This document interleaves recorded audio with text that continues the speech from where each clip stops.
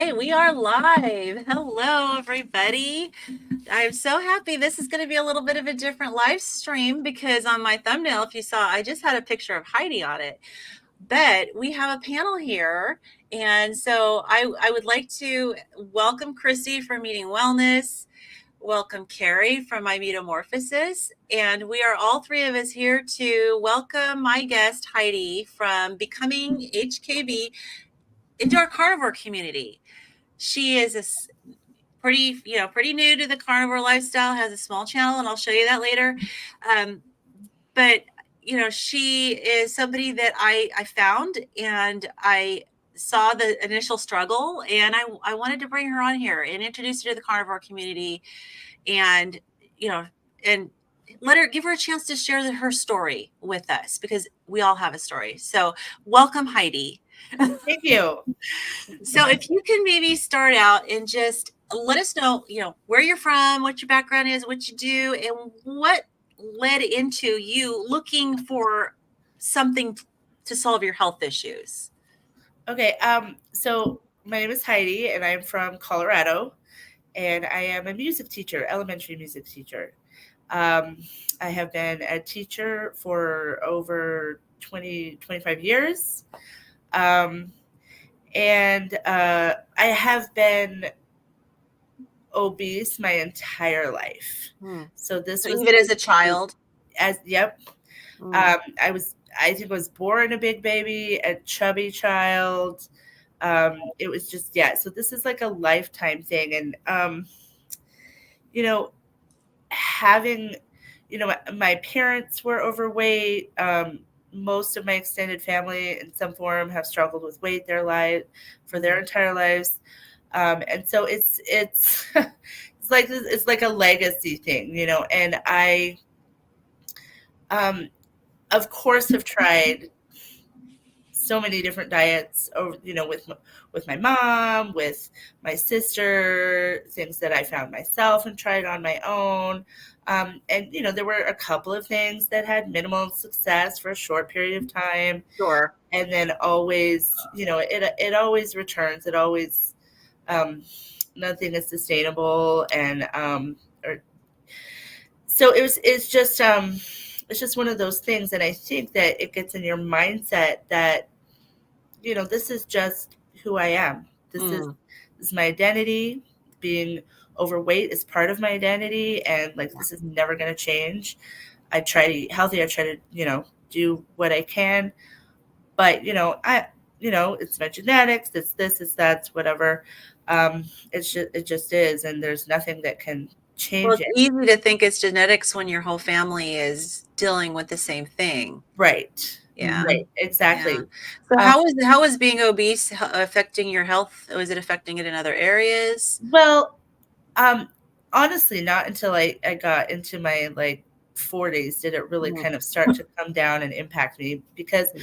I mean I seemed pretty healthy for being overweight, um, up until that time. But of course that compounds over time, and um, the joints began to ache and hurt, and um, and fatigue, and you don't think about that as much because you're still functioning. Or I should speak it in first person. I was still able to function and have a relatively successful life, even if I wasn't able necessarily to do everything that I wanted. I could still, you know, have a decent life. And so it kind of tricks you into thinking this is okay, but then Right. it starts to compound. And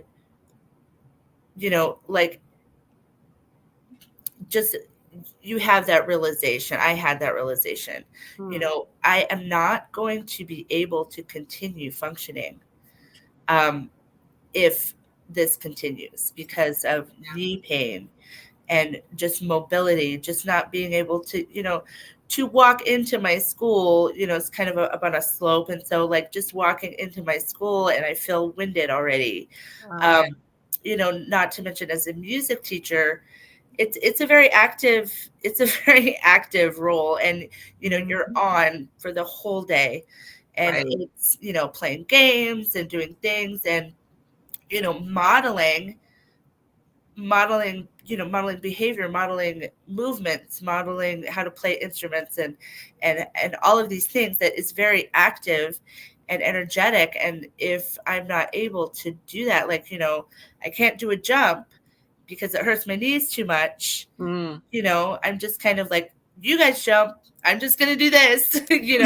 You have these like Right. realizations, like it's not going to, I'm not going to be able to sustain this, and I'm not going to be able to do my best. And I want to be my best. I want to be a, the best teacher that I can be for my students. And, so anyway, that's, that's part of where all of that comes in, and just the energy, Yeah. when I go home and I have no more energy for the day. I mean, teaching is an extremely taxing job for anybody. Christy knows. She's a teacher Yes. too. I know. Yes, And let me tell you, I'm just going to interject. It is no different for us math and science teachers. Right. I mean, it's gotta just have that same everything. energy. That emotional exhaustion just from all of the interaction. Yep. And just like, I'm like, by the end of the workday, I'm done. Yeah. And it's not just physical. I mean, I taught high school for a couple of years. I was a lot Right. younger, but your brain has to be engaged all the time. You can't check out when you got a classroom of students sitting there in front of you. There's some statistic that says teachers make more like decisions during the day than a neurosurgeon, because we're just always having to like have answers to things all day long and figure out what to do next, and we're just running the show, and we just make decision. Absolutely. It takes a lot of energy. So it's a great job, but it is hard, and it is taxing. And by the time I am home, especially, if I'm not eating properly, I'm done. You go home. I can't do anything else. I don't have energy to cook a meal. I don't have energy to do much of anything else. Just like sit there, sometimes fall asleep in the couch or whatever. So that kind of what prompted me. And also my father, who, as I told you already, he was obese for his entire life. And we pretty much have the exact same body type. I pretty much have the exact same body type as my father. And in 2018, he passed away. And the last several years of his life, he was basically bedbound from, he had retired, but then, from his obesity, unable to move, even get up out of his bed, to go to the bathroom. He was completely, I mean, it was a slow decline, It was like, first he was using a walker around the house, and then, then he couldn't even do that. So he passed away in 2018, and it was kind of a wake-up call for me. He was only 76 years old. So at that point, I discovered keto. It was from a friend. It was right around that same time I discovered keto, and I did do keto and for about a year, and I lost 60 pounds. And I, for the first time, experienced that lack of cravings that people talk about. I'd never actually experienced that. It's always been a white knuckle kind of, I'm just, just hanging on. So the cravings are intense. Can be very intense. So after experiencing that, like, I was like, oh, after experiencing being able to actually say no to something that I like, realize I don't actually want that, even though it's something really delicious that I would have eaten previously, and I don't actually want it. That's the weirdest thing. But after actually doing that, like, I started to feel hopeful, like, well, maybe this is possible. Because again, whatever diet I was on, I always kind of had this mindset, this is, I'm never going to actually be able to lose enough weight. It's always going to be temporary. It's never going to actually. That's the key too, is that, like, especially if you've tried different things and you end up gaining the weight back, it's it's can get really Yeah. discouraging to think like, well, okay, I'm going to put in all this effort and I'm going to lose the weight, but it's going to come back. Yeah, exactly. So I had that success on keto, but then things happened, including the thing that happened in 2020, and it kind of derailed everything. And I had roommates at the time living with me who were standard American diet, and of course then we're all stuck in the house together. We started eating together, and Oh. so it became, then it kind of broke the bubble, broke the resolve. And Yeah, that was a rough time for teachers. How do you function as a music teacher? I'm assuming you had to do like remote. I did like lessons every day, but like it Yeah. was such a crazy time. Like, we were just kind of on our own. And I heard Chris, or is it Christy? Yes, Christy, yeah. I heard Christy talking about this the other day in your live stream, how like there was not a lot of guidance. So we're just kind of on our own to like do something, and of course, very few kids were even accessing my lessons, but I did them so that people so they could have them there, and I'm doing my job. But yeah, it was very weird whole time. And but I'm home, so I do my Google Classroom, and I do my lesson, and then what, there's not a whole lot else to do. So we bake, drink, eat, be merry, whatever. Yeah, so many people may learn how to make bread and right, cook and all sorts of stuff they used to cook. Absolutely. I've always loved to bake. So I've always liked to bake and cook. So it was, what do you do? That's fun. So yeah, anyway, so after that derailment, this last year, well, the last school year, that I realized, this is not sustainable on my body. I'm not going to be able to continue teaching. I'm going to have to quit my job and do something sedentary or really change my life. And in June, I went camping. It was summer break. I went camping, and I have a little motorhome, and just tried to be as isolated as it could be. And I ended up mostly taking just carnivore foods. And I didn't even think about that and realize that, but like, it was just like, I'll just take some meat and some eggs and some cheese, and just cook it up, and not just like try to keep it super simple and not worry about anybody else, or not worry about my food. And I was in a place that I could get a signal, and I ended up watching, a lot of YouTube videos, and I came across Bill's story that carried Bill Knott. Bill Knott, yeah. And of course, it was like, oh my God, that's my dad. Like, that's exactly the kind of situation that my dad was in. And then, of course, that expounded to a million other carnivore videos, and like just soaking them in. And so decided to really just go for carnivore, like just carnivore way of eating. And the first couple of weeks were, even when I got home, were a little, I didn't feel great, but then I started to feel really good, and I didn't lose a lot of weight, but all those other things changed, and things you don't even realize, like like thinking more clearly, and my food, and my like, oh, like I kind of felt before, like I have a little bit of anxiety and depression, that I always just kind of buck up and fight through, but like it was just like it wasn't there. It wasn't necessary. Had you struggled with some mental health issues before? Just like sort of like just like that kind of where you just feel heavy, you just feel like, like just kind of hopeless and overwhelmed all the time, and a little bit anxious, and just down on the world, just and I mean, it's not like but it's not like you were buried in your bed all the time, right? You just like didn't have the joy.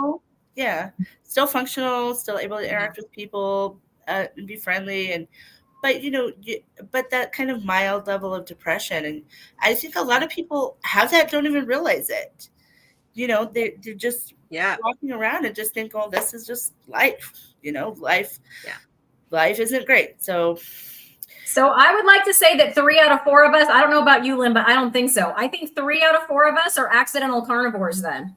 I was just going to say that because I'm Carrie, accidental. I was going to say, Carrie, you want to tell her what happened with you and you Yeah. accidentally fell into carnivore? Yes. Okay. It was either December the 26th or the 27th of 2022. I have a neighbor who works for a food supply company, and he brought me these boxes of meat. Like it was bologna and Canadian bacon, regular bacon, burger patties. And I mean, I ended up having to give some of it to my daughter because I just didn't have enough room in my fridge and freezer for it. And I just started eating off of all of that meat. And I was already not eating very many vegetables at that point anyway, because I'd actually started low carb in 2015 and just gradually worked down to like what you call ketovore, where you might have a little bit of veg. But what is really shocking is I found myself just eating the meat and no veg at all. And the next thing I knew, I was scrolling on YouTube and saw all these carnivore videos, and I was like, well, wow, I guess I'm a carnivore now. It didn't even really occur to me. It just kind of happened. So you're joining Christy and Carrie as accidental carnivores because you just went on a trip and happened to pack all this carnivore stuff. We right? need to do a stream or a series called The Accidental Carnivores. Yeah, And just kind of have people come on and just tell their, how they just kind of, because sometimes it's almost like fate or something. It's really weird because, see, I had suffered with panic attacks and anxiety since I was 20 years old. And they weren't always extreme, but the very first panic attack I had was very intense and actually lasted for several days. And I would periodically, just throughout my adult life, have panic attacks, and I would struggle with anxiety to one level or another, and with social anxiety too.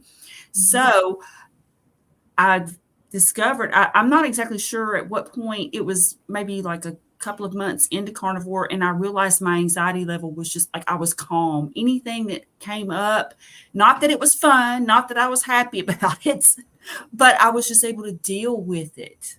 Yeah. And the sense of well-being, it took me maybe 5 months to get into it. Like before I actually started feeling this overwhelming sense of well-being, which is like, and I know that when, Carrie and I were talking the other day on his channel, we were talking about the mental health benefits and how, he was expecting maybe to get up to neutral. Right. Mm-hmm. And to actually feel good is amazing. Now, you do have a question for you from Mike's Life. He says, what one thing would you change on your carnivore journey? Oh, I mean, I can't really change anything in the past, but like, I don't know. Like I think, well, if I could change the past, like I wish that I would have kind of discovered all of this before my father passed away. And, but that's life is life. Do you think that he would have tried it?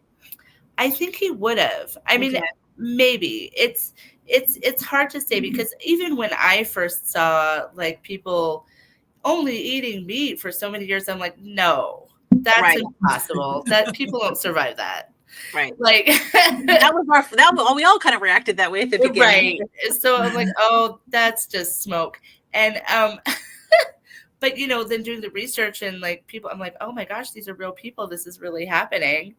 I think maybe that he would have tried it. We were raised in a religion that is vegan, essentially vegetarian vegan. So so it was all about the plant-based life.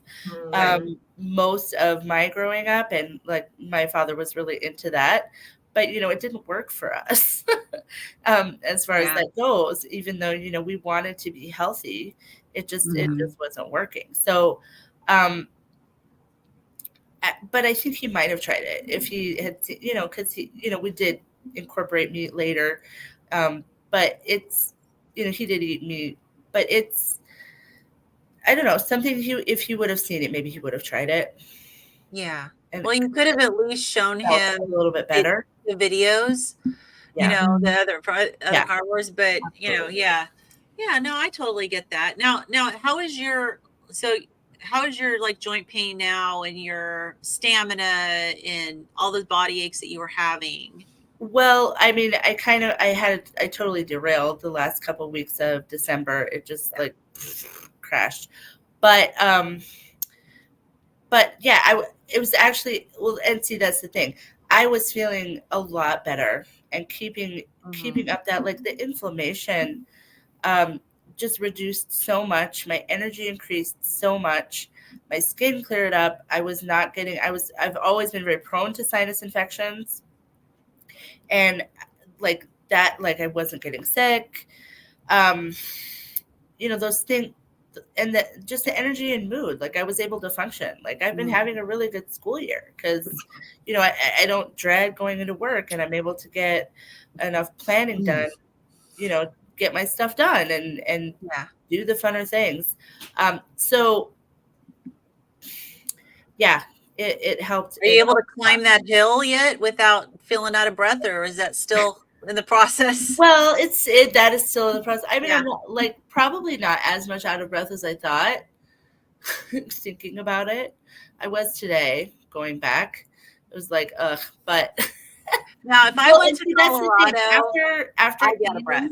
Yeah, after eating really poorly the last couple of weeks, and just kind of seeing that change in my body, I like going backwards, and I'm like, no, this we can't do this again, because it's almost instantaneous. Like it creeps on. Like I'll sneak this or sneak that, or just like, oh, have a little bit of this, a little bit of that, and it's fine until I'm like just feeling really and the pain in my joints, and just even when I get up out of bed, like just achy and creaky. And then even like, because the last few days being strict with my eating and like staying on carnivore and finally trying to get a hold of these cravings, that I feel like that is almost instantaneous for me. Like I was like, like I actually have energy. Yeah. Goodness. Wow, that's amazing. Like and then you just realize, like, oh yeah, I was feeling really bad because this is way better than what I was feeling. Yeah, it's amazing. It doesn't take long. Now, I know that I want to show everybody your channel. I know you have a small channel, and I really want to encourage people to subscribe and give you their support. So look, 3 subscribers, and me and I was your 3rd subscriber, Heidi. I was your second. Okay? Everybody else, jump on with me. Yes. So Heidi has some videos here. Like she's just kind of getting going, posting some videos. 3 subscribers. Yeah, but she's very real, and I think that's one of the things that I appreciated when I found your channel. I watched your video. Is just to see, that you're very honest about the struggles that you're having. It's hard when you don't have the people around you, who are doing this. And you want to share a little bit about like how you were like, you were kind of in the dumps last month, but like just what you were experiencing at school, at your work, and that was really causing you to struggle. Well, it work constantly, but especially around the holidays is, the constant treats coming in, available in front of your face in the teacher's lounge, people bringing them to you, offering them to you. It's, and that's very hard for me. And it's not, at some point the cravings go away, and I don't really want that. But there's a mental thing that's going on that is how my relationships are tied to food, and how I connect with people, and that, also with my family. and how food is like almost another part of my family, Yeah. and has always been that kind of connection in our family, how we show care, show love, connect with each other, those kinds of things. That is, I think, the harder part for me to overcome, because it's like, lifetime of conditioning and associations, and so that's like the hugest part that's Yeah. hard for me. And your family, I mean, do you tell them the way you're eating? Basically, I've told them that I'm back on keto, but I am honestly kind of afraid to say I'm just eating meat, because they're already kind of freaked out about keto. They're like, I don't know about that, Heidi. That doesn't sound right. Even though I lost that 60 pounds on keto, and they were like happy, but like, again, like they have resentments too when I'm not eating what they're eating or what they're offering, and it's, yeah. So it's a little bit difficult. So I haven't really told them about. Do either of you two have any advice, or anyone in the chat? That's a tough situation. Do either you have It is suggestions? tough, but I will tell you, as a 7-year veteran, starting with low carb and then moving on up. I mean, I guess my family's just gotten accustomed to me being this weirdo. They don't say anything anymore. And I mean, I'm weird in more ways than one. Yeah, I'm weird in more ways than one, but this one is So a embrace the weirdness. I just embrace it. That's right. I'm just being me. I would like to think that I'm going to be that quirky grandma and great grandma, the one that all the grandkids are like, yeah, she's cool. She's got a YouTube channel. My grandson was actually talking about that on Christmas. He was telling one of his friends that came over for Christmas breakfast, and he was saying, yeah, Gaga, they call me Gaga, and he says, yeah, Gaga's got a YouTube channel and everything. It's too funny. But anyway, and it is hard when you're the only one. I mean, I've gone through work situations. I've gone through, like, one time they had a pizza party, and you're encouraged to participate. It was like a meeting, and then they brought in pizza for everybody. And I mean, they brought in the pineapple and ham pizza, and they brought in the one with the chicken on it. I mean, they tried that. Then they had a vegetarian one, but there was none that I could eat. Well, you know what I'm saying? Because I mean, it was all pizza. So you know what I did? I was sitting there right in front of everybody, and I was like, you know what? Forget it. I just scooped the toppings right off of that pizza. I did. I scooped the toppings off. And I mean, I know that was before I was carnivore. That was back actually pre-pandemic. But, that was just one situation that I was in. And I mean, people just started realizing, I think at that point, like, yeah, she's different. And yeah. And Annabella says she's on a sugar-free, diabetic-friendly diet. Nice. And then, what I've done too is, I mean, I've just kind of stuck to my guns. And I guess in a sense, I've just become kind of like, I don't care what other people think. And it takes time to do that, because I have not always been that way. And with carnivore, I think that's even helped me more with that. It is to just having this, I'm going to be me. I'm going to do this. I feel my best eating this way. There is nothing that's over there that is worth me losing this feeling. And I can tell you that this past Christmas, and I ate bacon and eggs at the Christmas breakfast. That was it. I did have on Thanksgiving, I had too many sweet potatoes, but that was the only thing that I had that was not on plan at Christmas. But when you start thinking, and it takes time, it really does. It takes time for you to just, it's like, nothing's worth me losing this natural high on life, It's just not worth it. And you'll get there. You'll get to the point where you just say, hey, this is me. This is how I eat. This is how I am. You'll do it. You'll get there. Somehow it's got to, sometimes we got to train our families, right? And I think honestly, most people just want to know they're loved and they want to have that connection, that heart connection. And, you know, I would definitely reassure my family that I love you. And I know our family has a history of showing love with food. And I'm really, for my own health, you know, wanting to learn other ways that I can show you that I love you. But I have to love myself, you know. But, you know, each family is a little different, you know. Yeah. So, and then the other thing I would like, here's a teacher word for you, for us OG teachers. I would ditto everything that Carrie just said. So I won't repeat that, but also I was so glad in a sense to get Lynn's email about this, because I was like, oh, no. We've got to get Heidi like plugged in. Yeah, so exactly. You've got the three of us here on screen, and look at all these people in the chat. Let me tell you, I've known most of these people through YouTube for a while, and they are some of the most supportive people. So when you see one of us going live, like I honestly didn't pop this up ahead of time. I don't know how many people are watching from my channel. Like I forgot to like stick it up there. I literally did it after we started streaming. I can guarantee you, some of them saw that little red icon, oh, Christy's live or whatever, or they saw it on Carrie's channel or Lynn's channel, you know, and they popped in.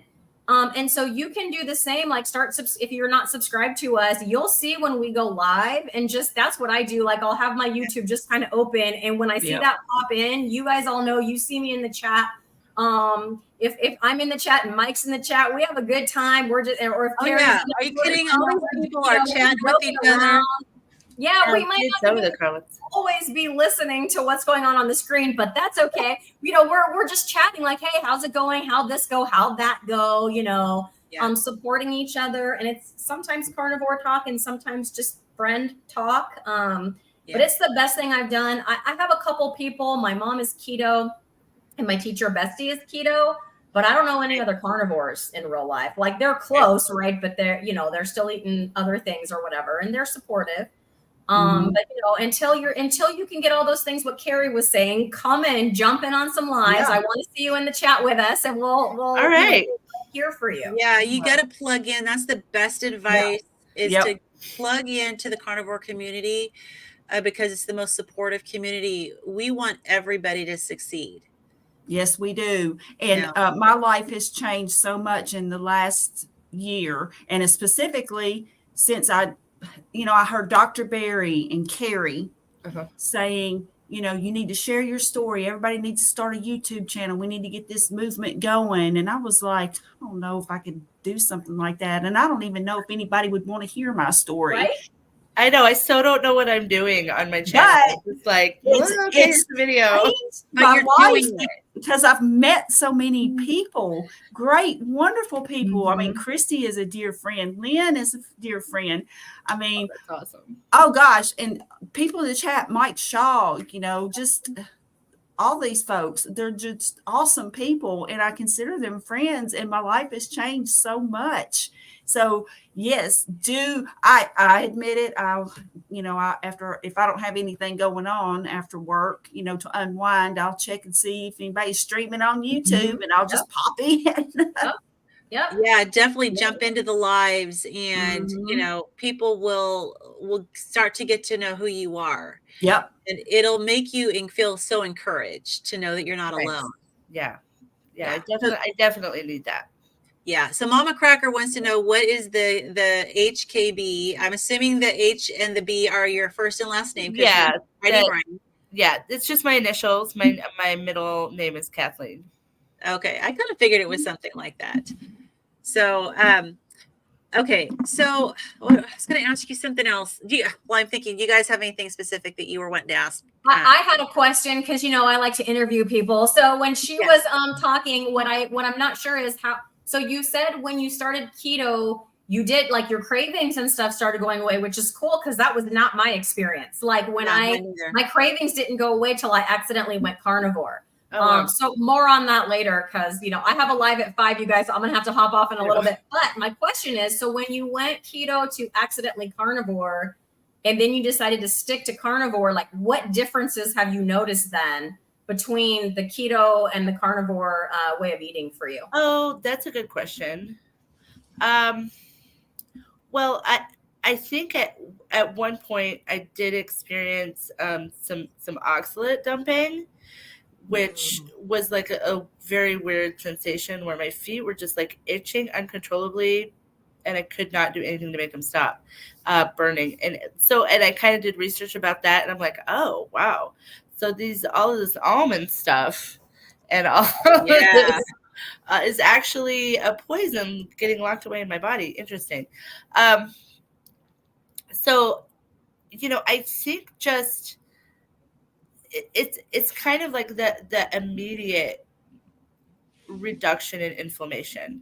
Like I did lose weight on keto, and I did have more energy, and I did lose the inflammation, or it reduced, but it was more gradual. And what I find now is that if I, like I said, this past, well, not these past couple, I've been like basically strict for the last week, but the couple of weeks that I really derailed, once I got back on and I did just straight carnivore, like the change was almost immediate to the reduction of inflammation and the increase of energy and the mood increase.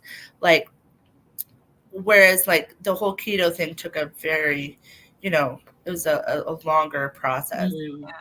Well, and you mentioned the oxalates, and one thing with keto is that a lot of people will eat a lot of salads and they'll still be eating their veg, and there's a lot of people don't know anything about oxalates. I didn't know anything about oxalates until I didn't either. I had no idea. I didn't even know about them until I stopped eating them. Yeah, I was still in my motorhome, and I'm just furiously looking up anything that could possibly help me, and that like popped up somewhere, and I'm like, well, yeah, I kind of have just been eating like this for like a week, and maybe that's it. Yeah. It was like I never had heard of it. Yeah. Now, so other than the itching and what some of these symptoms that you thought were kind of like, more oxalate dumping, did you go through any other symptoms as you transitioned into carnivore? I was really, really tired the first like week or two that I was doing it, and I was like at one point just like, this is dumb. I don't know what they're talking about. Like this is not going to work. But I stuck with it, because there was a lot of people like just get through that part, get over the hump, and I was taking electrolytes as well. So it was like, but which by the way, electrolytes made me feel so much better, which is another thing I think people don't realize. Like, whoa, those really do help you feel better. Anyway, so, but after that, like everything else, I mean, I still didn't lose a lot of weight. The weight was very slow coming off. I mean, still has been very slow. But then after that, it was like, but I feel so much better. So yes, I am going to be continuing to do this. Yeah. So. Yeah. I just posted the link to this stream. If anyone, out there, I see Nicole's out there and, watching. I'm wishing all the condolences to Nicole. I know Nicole just lost a family member, and hope you're doing better and all is well. And have you watched Nicole's channel, Former Fat Girl? Oh yeah, I have watched a couple of that. Yeah, she's here. Because I was she has got some fabulous material, because she talks about food freedom, and that is just something that I think is just totally left out of the discussion in terms of dealing with, and honestly, I believe your situation would, be something that Nicole could help you with, like some of her videos and stuff, because she talks about the reasons why and things that maybe that are suppressed or just whatever, just all different kinds of things that factor in as to why and how we eat it. And likewise, I mean, for people who don't eat, like I'm sort of there again, I'm the weirdo, but I tend not to eat. I've always been that way, but especially on carnivore, it fills me up so much. So I have to actually make a conscious effort to eat. And so being cognizant, though, I think is key, no matter who you are, of what you're putting in your body and the reasoning why you're putting it in there. Because like whatever I eat now, I know that it's going to give me sustenance. It's going to make me feel good. It's going to give me energy. It's going to help me bulk up, build some muscles. Hopefully I'll get some of them butter boobs that the other girls talk about. I haven't. Oh, is that a thing? I would love that. Oh, Yeah. that's a thing, Lynn. That's a thing. I haven't heard that term. I Yes. haven't heard that either. Oh. So I should Share know more. that. Share more. okay, Yeah. so It's like the first place I lose weight, and it's the only thing I want to keep. okay, so Right? Heidi, keep me posted on this because I do have to jump off soon, but we could talk more later. I want to interview you on my channel too, and we can talk about it more then. But I gained and lost. I never had a ton of weight to lose. It was like the same, like 20 pounds over and over. But yes, that would be the first place it would go, and then the hips would go last. But like on Carnivore, I didn't lose any of it. They just hung around. I was like, yes, Can some of the weight move up? Right? No, you wish. No. Can I just take a couple of pounds off the old thighs? Not that I'm necessarily Move lacking, north. you know, but at 55, things start to change. Hush, I'm 48. Okay, I got 7 Oh, years. I'm sorry. Never mind. It's great. Right, Carrie? Well, yeah, I know. I'm 57, and hey, I feel pretty dang good. Yes. So but if I could get the butter boobs, man, life would be the bomb. So I'm working on. You know, and Yeah. do you ever- Also, there's a couple of people, like I'm interviewing Kat at 5, so I know you guys are busy. Like, stay here, don't leave Lynn, but you know, Real come up. back and watch the replay on my channel later. But Kat at Meat Fueled Living was a former vegan, as well as my fellow Lioness Lifestyle host, Haley at Meat Is Where It's At, former vegan. So, you know, those people have a kind of a similar perspective, you know, coming from that place going to carnivore. So those channels might help you also because they share their, you know, their journey and how they were that way and how they are now, you know, and how their families are reacting to it and things like that. Yeah. Yeah, absolutely. And Carrie and I are part of a book club. We're just wrapping up The Obesity Code by Dr. Jason Fung. If you haven't read that book, Yes, do. that is a Read good it. one because he brings in all of the bad science and shows about behind all of the myths around nutrition and how they came about over the course of history. And he shows all these studies that were planned to try to debunk, you know, a lot of them did debunk Adkins, right? And they ended up being unable to do that. And it's really good to have those resources at your fingertips, you know, to know that it's actually scientifically based to eat this way. Mm-hmm. You know. Yeah. Yeah. Now, do you ever watch Dr. Philip Ovadia? I don't think so. I don't think I've seen that one. Ooh. That's a good one. Because I'm thinking about, okay, dealing with vegetarians, vegans, one of the things they're going to say is heart disease, right? LDL, your LDL is going to go up. Oh, Yeah. right. Now, Dr. Philip Ovadia is a cardiothoracic surgeon and a carnivore. And he is a good one to listen to because he can speak directly to those things that people bring up as, you know, an issue. Yeah. Yeah. Do you have a lot of your family that still is vegetarian? No, not really. They're not still vegetarian. They're just they're standard American diet. But you know, they're also just kind of, you know, they don't do a lot of research on their own, necessarily, and just kind of brush it off. So Yeah. Now look, you've got a conversation going in the chat about butter boobs. There we go. There we go. It's real. Some of us, not We for can all blame of it us. on Nicole. For some of us. So Christy, you have to head out for your Yeah, I do, everybody. I wish I could hang out, but like I said, I already had mine scheduled, and then Lynn invited me to this, so I was like, I will come on as long as I can because I We want to really meet Heidi. appreciate it. Thank you We so really much for being here. It was so nice to meet you. We'll see you guys around. Yeah, and I'll send you Heidi's email. It Perfect. was I'll great be to see emailing you, you. Christy. Yeah, you too, Carrie. Bye, everybody. Bye. Bye. Awesome. So what is your plan? I think we just kind of we've talked about the past and the present, and what are your thoughts about the future for you? The plan is to stay carnivore. Okay. for sure. I want, because, you know, and I was thinking about this today. I have so much going on in the next school semester of um, school performances, personal performance ensembles, um, church obligations and performances, services, like just so much in the next several months happening. And I, you know, I just realized, you know, I can't afford to not be up to the task. I cannot afford to not have enough energy to do these things.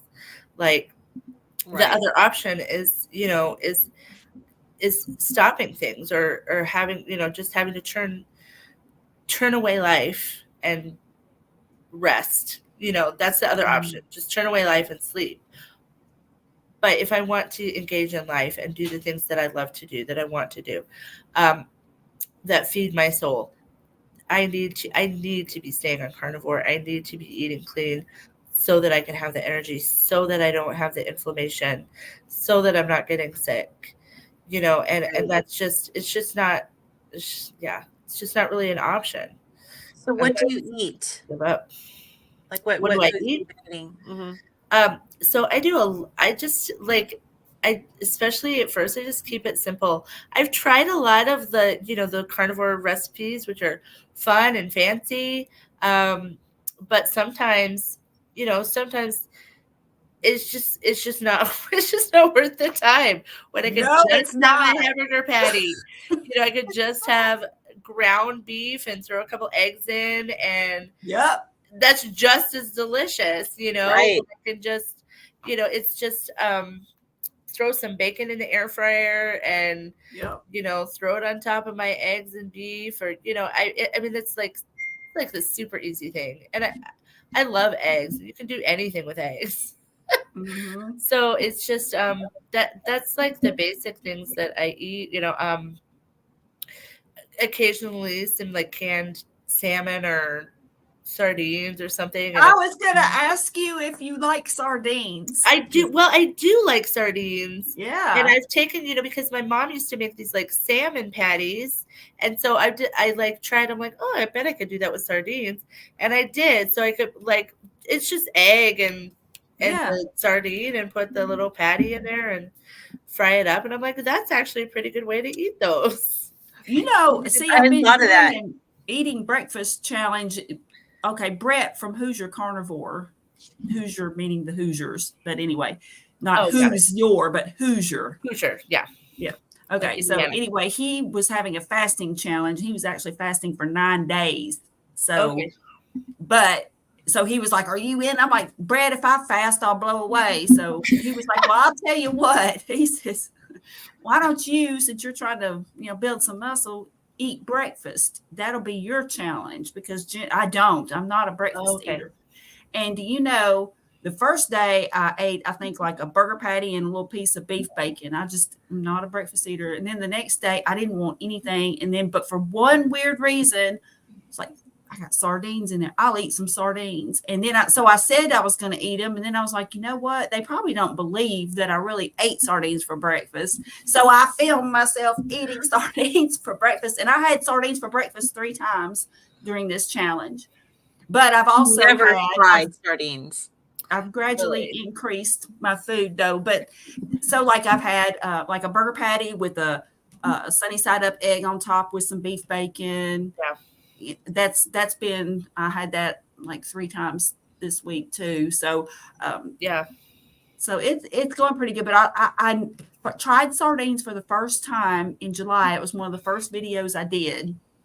And my grandson thought it was a hoot. He thought it was hilarious. But I mean, because when I looked in there, I mean, the expression on my face when I saw those fish in there, those little fish. Yeah, But they were good. I ended up liking them. They are. And like the thing that's always like bugged me a little bit with the sardines is like the little bones and the little vertebra. Yeah. And I'm like, oh. And I realized you could actually get boneless just in water. And I'm like, oh. And since then, I'm like, oh, well, it's just fish. I mean, yeah. Fish. Well, you know, we were just Kim, Nurse Kim, on our book club. We were just talking about sardines on our book club yesterday, and she brought out the one that she buys, but she was saying she was unhappy that it didn't have the bones. She actually likes the ones with the bones. Well, you can still get this kind with bones. Yeah. Yeah.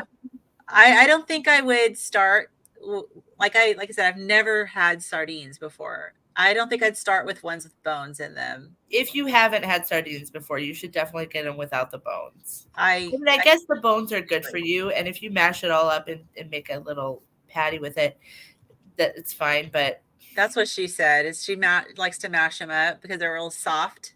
Yeah, but if you get like a bite of the little vertebra, it's like it's just such an off-putting texture. Oh, it's just a texture thing. Yeah. I think for me it would be psychological. Well, yeah. The texture thing that's weird for me now, one of my early videos too was of me trying cod livers, because Dr. Barry said, you got to put your big girl pants on, and, not to me directly, but just to people in general, and he was like, you need to grow up and, eat your cod livers and eat your sardines to get your nutrients naturally. Yeah. He says you don't need a bunch of supplements. Well, and people used to have cod liver oil all the time. It was part of the daily thing that you'd shove cod liver oil in your kids. My dad grew up like that. Yeah. And now, the cod livers, they come in the oil. So you get not only the cod liver itself, but the oil too. But the thing is, I still have a texture issue with them. I eat them about once a week, sometimes twice a week. And I'm actually tolerating them a little bit better. It's not like I hate them, but the texture is slimy. You just kind of have to and you just sort of, it is slimy. It doesn't taste bad though. It really doesn't. Yeah. And so what I tend to do is I drown them in hot sauce. So it's olive oil and hot sauce all mixed together. And then I just don't look at them as I eat them. Tastes fine as long as you're not looking at it. Yeah. Oh my goodness. And I can't have hot sauce because it's high histamine, and I can't have histamine issues. I know, Heidi, with your sinus issues, have you tried sticking to low histamine foods to see if that will help? I honestly haven't done much research. I've kind of watched a couple of your videos about that, but not, just haven't really looked into that much. But that's probably a really good. Yeah, it's something to put on the list of things to try and just to see, because it's like whenever we're all kind of experimenting on ourselves with this diet, and we have to kind of tweak it. Some people can eat everything and they get maximum benefits. Me, no, I have to very I have this little narrow focus on what I can eat. But I tend to have sinus issues too, and I'm still trying to kind of narrow down. Sometimes I too feel like my body's still kind of detoxifying a little bit, because I'm still trying to detox from mold. And I think that, I got tested positive for mold, and it's not in my house. I think I'm probably one of those people that can't clear it on my own. I find that when my naturopathic doctor had me taking hot baths, because I can't take hot showers because the heat triggers my reactions, but I could take hot baths and try to sweat in the mold out. And when I first started doing that, I noticed I was getting these this white discharge out of my eyes. Interesting. And discharge out of my ears. So I think for me, the sinuses, it might be the mold. So if you haven't been tested for mold before, you might want to put that as a possibility. The test is kind of pricey. Yeah. But, you get it. A regular traditional doctor is probably not going to test you for it. I had to go see a naturopathic doctor. Yeah. But, you just kind of have to chip away little by little and see how you feel, eating just a regular carnivore diet and, first. So, awesome. Well, I appreciate everybody who showed up. Let's go take a look at your channel and see if any of you are here and have not subscribed. You need to subscribe. Let me put a refresh here. See what we got here. So you got 10. Oh, okay. Yay. Fabulous. Okay, come on, you guys. I know there's more than 10 of you. on this live stream. So get over here. And I love the name of your channel, and I love that you put ... behind it. Thank So you. you can fill in the blank. You Yeah. can become whatever you want. Exactly. Well, we're all on the journey of becoming, you know, who we are, exactly who we want to be, and it's, you know, kind of got that double meaning. So what is your hope for what you'd like to become over your, you know, obviously we know you don't want to be in the position that your father was in. Yeah. Yeah. Because it's kind of terrifying. I want to become someone who is able to help other people, who is able to just live and thrive, enjoy my life, spend time with my family. That's quality time. That, you know, we're out doing things, you know, hiking, loving nature. I love nature very much. And to be able to be out in it, you know, doing activities in nature with my family, with my nieces and nephews. And but I want to become a better version of myself. I want to become someone who's thriving and able to help people, you know, because if I am not taking care of myself, or, you know, I don't have the energy to give of myself, you know, then, you know, I'm not able to be there for other people. Yeah. You know, or do the things that bring me joy. Yeah. So I just, And as a teacher, obviously you went into being a teacher to help people, right? You know, because you want to be an educator.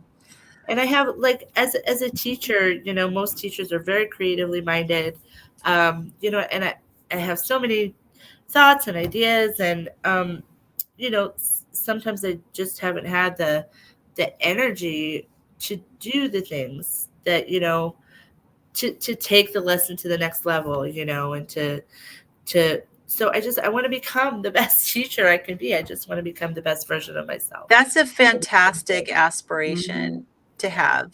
Yeah. Because, and I mean, there's good teachers, and I've had not so good teachers, you know, but you can tell somebody who has the energy to put into to their work. Yeah. And it's not that it's necessarily the fault of people who don't, because I mean, you know what it's like not to have energy. Yeah. You know, I think that we're all out there with good intentions, trying to do our best. Yeah. You know, but how much is our diet limiting what our best is? Oh yeah, absolutely. You know, and the quick, you know, how quick you saw the reduction in inflammation. We hear this all the time. Just shows how your body wants to respond. It's pretty incredible. It is. I feel like our bodies are amazing. Like, just the fact that I'm still alive after all of these years of weight, and it's, you know. Yeah. Now, do you get blood work? I got blood work probably about a year ago. I haven't ever been a person that goes to the doctor much, but I probably should, to just kind of get the blood work and the test, the baseline, find out, you know, get some information. Yeah, and get your hemoglobin A1C, see where you're at with, you know, and hopefully, you know, hopefully not diabetic and you know, or pre-diabetic, but about a year ago when I did get a blood workup, it was like pre-diabetic. Yeah, that can change very quickly on the carnivore diet. And get your insulin levels checked. So you have to ask for that. I had mine checked for the first time. I'm 57, and I just had mine checked for the first time in September. And I was pleased that they were 3.8, or that the level is 3.8. Yeah. But I had no clue, and I'd never been tested for that before. They would always test, you know, your fasting blood glucose. But I mean, I had no idea whether I didn't think my insulin was high, but see, my mother had been type 2 diabetic, and her insulin levels just kept going up and up and up. And then in addition to the insulin that they kept giving her, because she was under the impression that you could be diabetic and just eat what you want as long as you took the insulin to, to accommodate it. Right. So it was just like, becoming diabetic was my why initially in getting started, because I didn't want my life to deteriorate like my mother's did. Yeah. She ended up passing with congestive heart failure, and it broke my heart the way she thought she was being compliant. She thought that, because that was what they told her that she could do. And I was shocked at some of the stuff she would eat. Now, when she was in the hospital, for 3 weeks in 2019, and I checked every single box for her meals and I made her eat meat and vegetables. And she barely needed any insulin. And what's funny is my dad took it to heart, but my mother resumed her old eating habits as soon as but my dad's like, he started giving up the bread and all that, he didn't completely go keto, but you know what I'm saying? He started like, oh, I don't eat the bread, that kind of thing. Yeah. So it rubbed off on him. And I'm just like, and then the virus happened. And so I didn't get to see him. And then she passed over in 2021, and I didn't get to see her in the hospital, but because all of that was still going on. But sorry. Yeah, and she passed. But it just breaks my heart. And so I know I'm going to pass of something someday, but my why is that my kids aren't. Look, my kids are going to be so annoyed at me because I'm going to be chasing their kids around. My grandkids, I'm going to chase them around and getting them all worked up. Yeah. And, I'm going to be that fun grandma. That's right. That's my goal. That's my goal. Live to see my great grandkids. Yeah, we're all going to die, but we might as well die living. That's right. Right. Quality of life, like what, to have quality of life. And we've all watched people come to the end in a poor quality way, because of lifestyle choices. So I guess we can be thankful that we're learning about this now. And when there's time to reverse and put ourselves on a different path and, hopefully not end up there. Like, just thank God that I even found it, and feel like hopeful that I could actually not just aesthetically lose weight, but like could actually live a life where I'm able to do the things that I have always wanted to do. Move how I want to move. Yeah. It comes, and and I know it comes a little different for each person, but if you stay committed and you do it, you're going to get to a point where you're going to feel it. You're going to feel the difference, and it'll come, and hopefully your family will go, oh, wow. Yeah. I guess that's kind of what I'm waiting to have, some sort of visible result before I'm like, oh yeah, well, this is what I've been doing. But I might have to tell them sooner. I totally understand that, because in a lot of people's minds, I'm still their before picture. Yeah. Because I still have like probably 100 pounds to lose. I've lost a lot of weight, but people see my rosacea picture. Okay. So that's a good before and after for my skin. Yeah. Right. Yeah. I've seen that. But I know how you feel, because when you feel like you're still a before picture. Yeah. Well, I don't have any kind of, like, I can tell you like many benefits that I can feel, but there is something to be said about visual things for people, visual cues and visual, just, seeing it versus just hearing somebody talk about it, because otherwise they really don't understand. Right. And I'm trying to get my word out, get the word out about carnivore. Like, what I think, whatever is wrong with just about anybody health-wise in this country is due to diet. I firmly believe it. I think we're all sick with the same illness. It just manifests in different ways varying on the individual. So I want to get the word out, but I think in a sense, like, for somebody to see me talk, it's like there is no before and after. It's just hearing me say, I'm not anxious anymore. Right. You know what? That's huge, because that is huge. So many people are looking for those mental health benefits, and to be able to attest that you've experienced the mental health benefits is pretty amazing. I'm just going to quickly kind of grab in, and I know that we have some viewers that maybe don't know me, but this was what I shared with Carrie's, this is a before. Look at how horrible that picture is. Holy cow.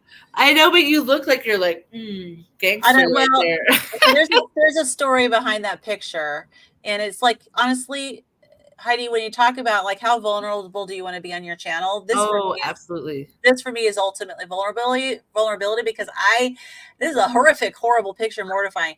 But I was actually on the verge of tears here because my oldest daughter lives in Texas, and she had come for a visit with my granddaughter who I'd never met before, who was just a baby. And it was my first time getting a chance to meet her because I couldn't fly because, it was back when they were still requiring masks on airplanes, and I couldn't wear a mask because the heat from my breath triggered a mast cell reaction. My throat would swell and I get dizzy.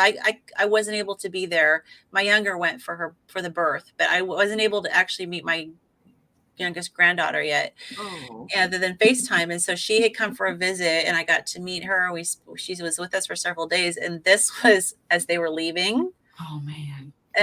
My youngest to take them back to the airport, and I had to say goodbye. And I was, they had just gotten in the car, and I'm sitting there like holding back tears, which I was very unsuccessful. I ended up crying. But yeah, I was literally like, oh my gosh, I don't want her to leave. Right.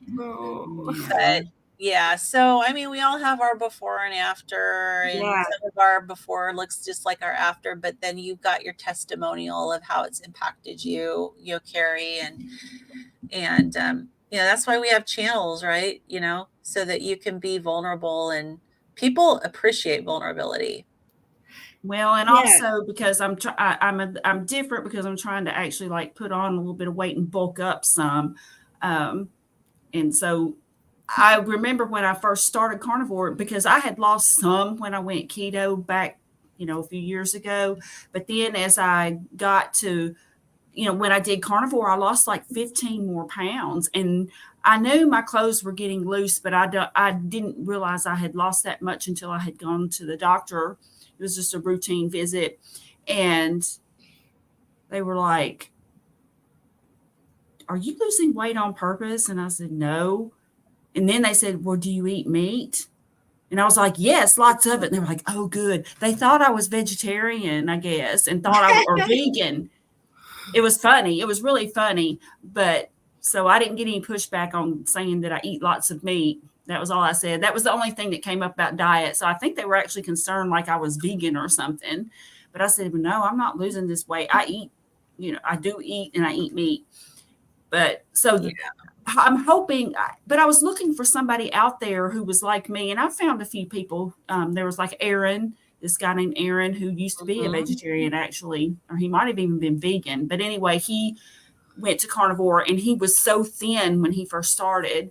And then he, has workout videos and just stuff, tips and things that he did. So there are a few of us out there. So I'm hoping that maybe the next version of me that comes out, somebody who's looking, maybe they'll find me and be like, "Oh, okay, there is a weird oddball just like me out there." Yeah. Well, I think you talking about your anxiety, I think that's a huge thing, because I really think like the nutrition, like you were saying, is one of the reasons that there's such a rise in mental health and in mental health issues.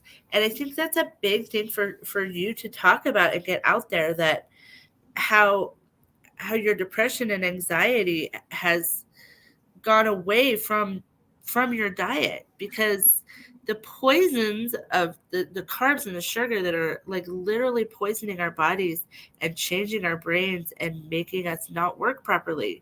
We don't think about those things because it's not visual, but so many people are experiencing them, and so many people need help from, a release, a freedom from those, conditions.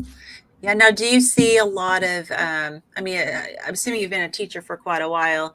Have you seen over the years changes in students as their diets have gotten worse and worse? Oh, yeah. Oh, yeah. I mean, there's just the anxiety is just rampant, even with children, or like autistic spectrum disorders, but just even on a, on a milder level of just kids being just a lot more fragile, essentially. Like they, they just can't handle things coming Well, the in. last few years, I'm sure didn't help. Like, yeah. Well, no, Right. not at all. But it's because, their brains have definitely changed because they're just, mostly eating standard American diet, and most of that is sugar. I mean, so much carbs, so much sugar that most of them are eating. That, and I work in a Title I school, so there's a lot of poverty, and that's what they get. There's just, it's not good. They have a hard time concentrating. The ADHD, all of it. It's increased immensely. Yeah. What do you see as the school feeding them? I mean, Do they try, or is it usually they try. I mean, they're good? trying. There's national laws requiring various things for them to actually serve, and they're required to take it on their plate whether they eat it or not. So I mean, it always has a protein, but there's also always carbs and vegetables. Yeah. Do the kids fruit vegetables? Yeah. So they're trying. It sounds like they're trying, but the things that the kids gravitate, of course, towards are more. I mean, it's hard just because it's so rampant in our society. Like, sugar isn't literally everything. Oh yeah, everything. Well, I know that when my kids were in school, I mean, my youngest is 27 now, but my kids were in school, high school. They brought in like pizzas, like, and things from like the fast food restaurants. Yeah. And they bring those foods in for the kids to buy there in the school cafeteria. And so that's what the kids bought, Right. And when I'd send my kids to school with a sack lunch, at times when I did, they wouldn't eat it. Because the other options are there, right? Yeah. These easier, more palatable options. So why would you? Yeah. Well, hopefully you can have some, impression on some of these kids, and you're in a great area because, I mean, music is so good for mental health. You already have this great, platform to help people, to help kids. There's a question for you. It sounds like it's for all of us. What do you guys think about goat cheese? Is it better than, the typical orange cheese, I guess? I heard goat cheese is more tolerable for people who have lactose intolerance. That's what I've heard too. I cannot say that I've had the pleasure of eating it. I don't think I've ever had goat cheese. Oh yeah, I used to use it. I used to put it. I mean, I'm gonna actually look up from a histamine level standpoint goat cheese, but I used to add. I get the tube with goat cheese, and I used to add it to like ground beef, and to kind of make it more like a stroganoff. Yeah.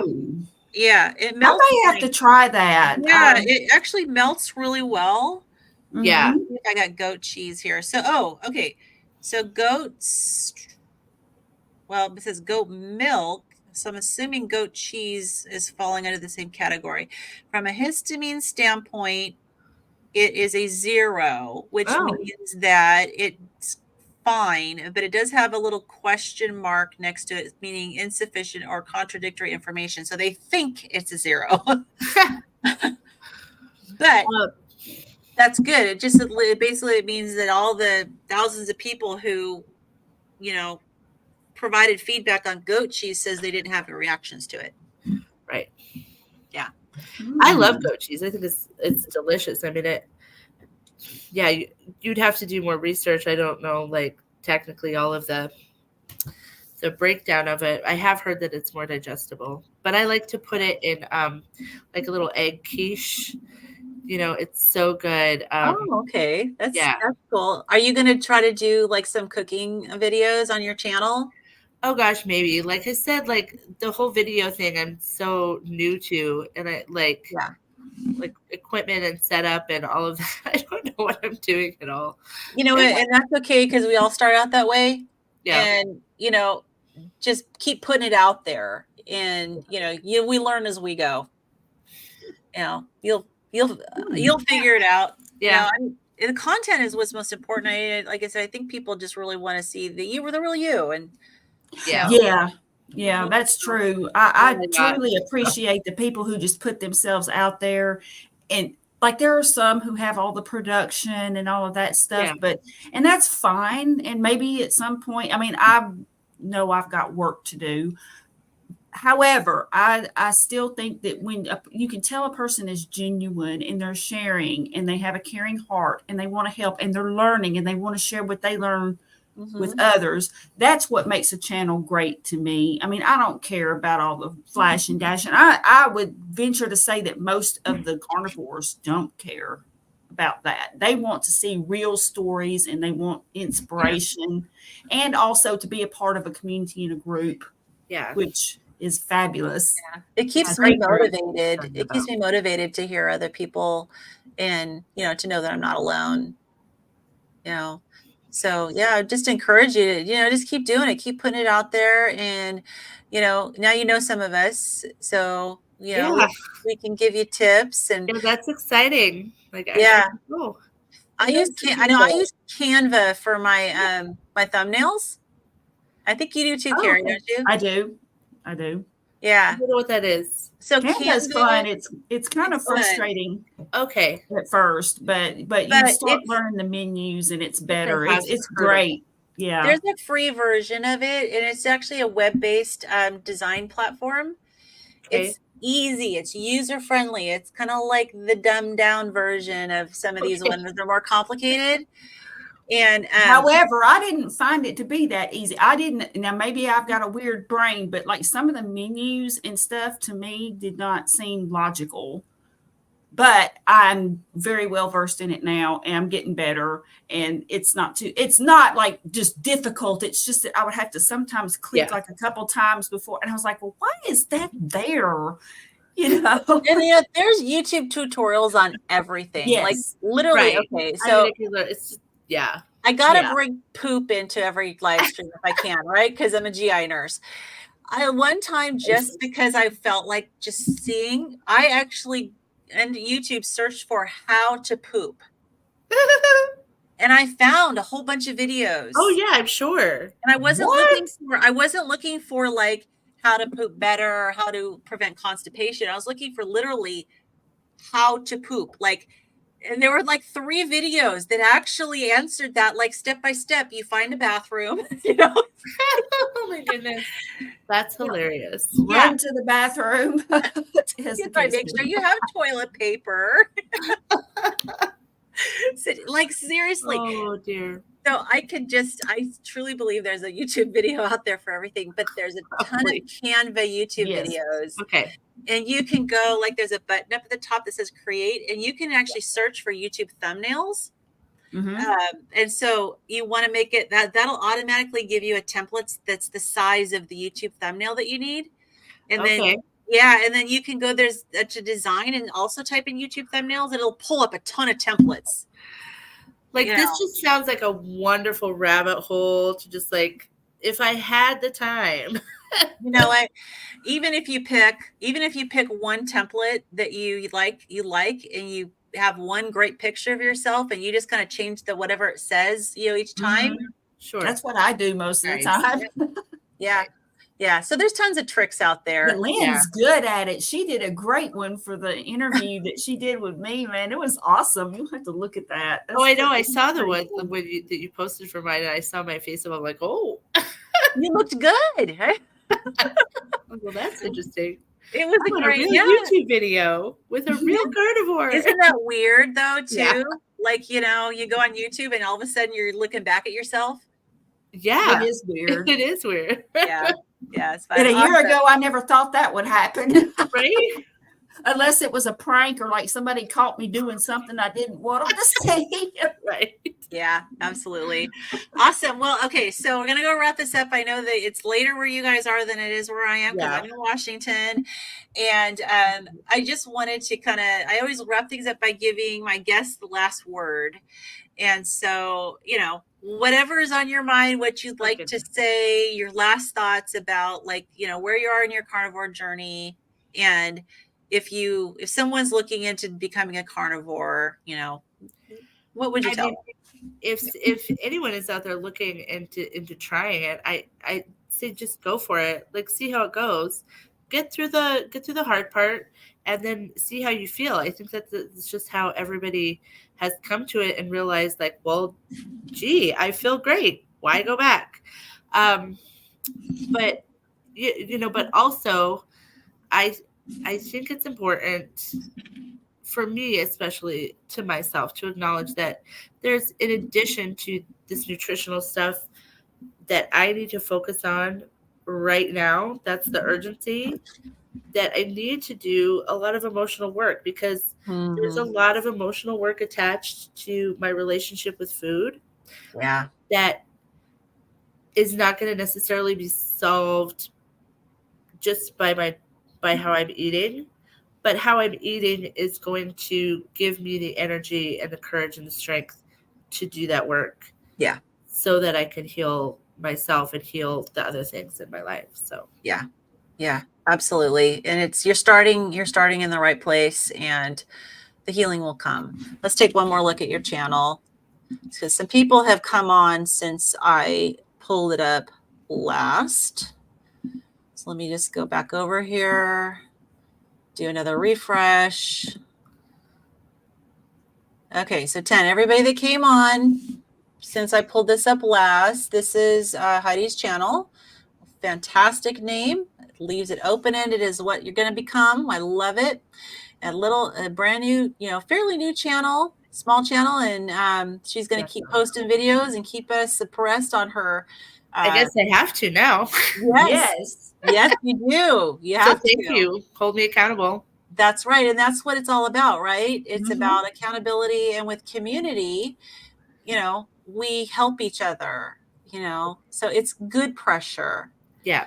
And, and you're going to be on some other channels, already. Yeah. That's right. I would like to get you on mine. Not that it's a big, huge channel, but hey, it's I'll take the small channels. Yeah. It's an opportunity to connect. Which is so important.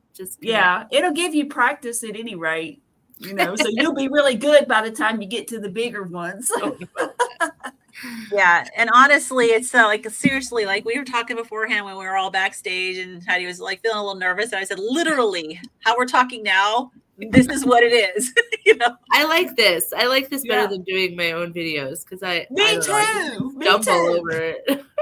Me too. Yeah. Yeah. Well, it's true. And you get more comfortable. I mean, I went back and watched some of my first videos, and I'm like, oh my goodness. But you have to start somewhere. It is what it is. And you just work your way up. I mean, I'm still kind of surprised they ever got up the nerve to do the first one. And it wasn't, I'm pretty sure, no, I think my first one was an intro because of Carrie's documentary. And then the second one that I did was the sardines. Imagine that. But, ugly face and all, when I looked in the I was I told everybody all my weight, how much I weighed, and everything. And that was huge for me, because I was absolutely embarrassed about my weight. And, but I figure if you're going to put it out there, put it out there. Yeah. That's how I figured. Yeah. And there's always someone who weighs more than you. It's not going to be pretty, but here it is. Well, that's right. And if it gives you any hope whatsoever, you can see it. Yeah, exactly.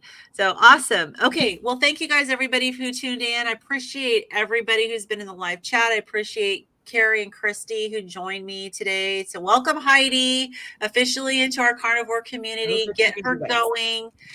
Give her support. And if you're watching this on the replay, go subscribe to Heidi's channel. Give her support and encouragement as she's really, on this journey with us. So, all righty. I'm going to go ahead and say goodbye to everybody, and I'm going to call it a night. Thanks, you guys. Thanks for joining us.